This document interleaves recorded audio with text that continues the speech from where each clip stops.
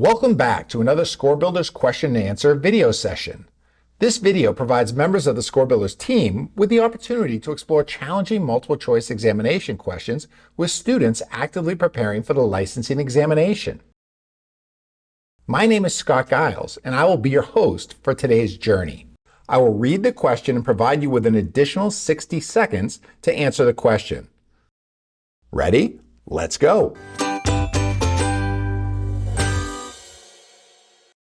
A physical therapist uses the Ottawa Knee Rules to assess a patient with acute knee trauma.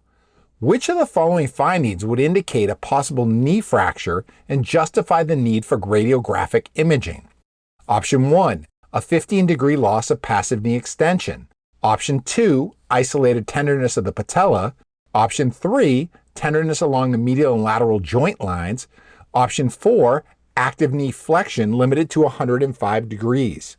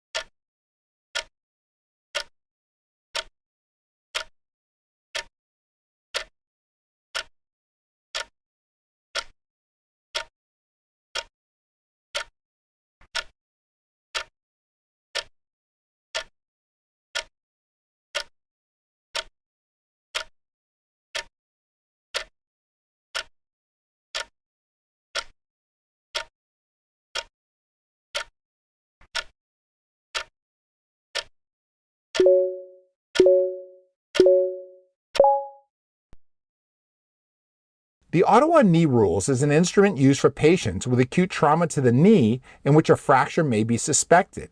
If the patient meets any of the 5 criteria within the instrument, they should be referred for radiographs. Let's explore the 5 predictive factors. 1.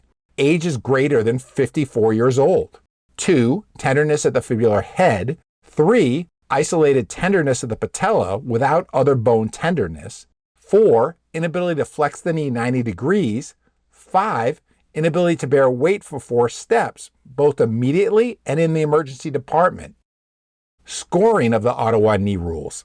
If the patient meets any of the 5 criteria within the instrument, they should be referred for radiographs. This is a question where a student may be able to use deductive reasoning to determine which finding is most likely associated with a possible knee fracture. However, to definitively answer the question, it's necessary to have detailed knowledge of the predictive factors associated with the Ottawa Knee Rules. Let's explore each of the options. Option 1, a 15-degree loss of passive knee extension. A 15-degree loss of passive knee extension could be associated with a variety of orthopedic knee injuries. While knee extension range of motion may be limited with a knee fracture, it's not a criterion within the Ottawa Knee Rules and is therefore not sufficient to justify imaging for a possible fracture. If the patient was unable to flex the knee to 90 degrees, this option would be more compelling.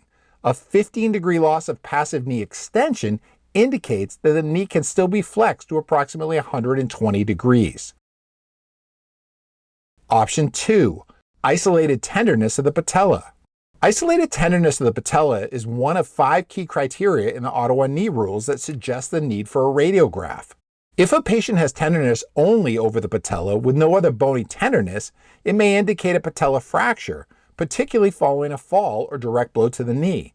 This finding is especially significant because soft tissue injuries typically do not produce focal tenderness strictly limited to the patella. Option 3. Tenderness along the medial and lateral joint lines. Tenderness along the medial and lateral joint lines is commonly associated with meniscal injuries or arthritis, not fractures. This finding is often associated with intra-articular pathology, but it's not a criterion within the Ottawa Knee Rules. Option 4, active knee flexion limited to 105 degrees. An inability to flex the knee is one of the criterion that is considered with the Ottawa Knee Rules. However, the patient should be referred for radiograph if they are unable to flex the knee to 90 degrees. The information in the question stem indicates the patient can actively flex the knee to 105 degrees. The correct answer is option 2. Let's explore the all-student data. 25% of students selected option 1, a 15-degree loss of passive knee extension. 50% of students selected option 2, isolated tenderness of the patella, the correct response. 10% of students selected option 3, tenderness along the medial and lateral joint lines. 15% of students selected option 4, active knee flexion limited to 105 degrees. System classification. This question is a musculoskeletal systems question, which represents approximately 27% of all exam items. Content outline classification. This question is a physical therapy examination question, which represents approximately 24% of all exam items. Level classification. This question is a level 1 question, since the question requires students to possess basic foundational academic knowledge. Remediation of level 1 questions occurs through academic review of entry-level content using textbooks, review books, Basecamp, and flashcards. Academic focus area. Looking to review related academic content? Check out page 114 in PT Exam, the Complete Study Guide. Thanks for joining us on the Score Builder's question and answer video session. See you next week.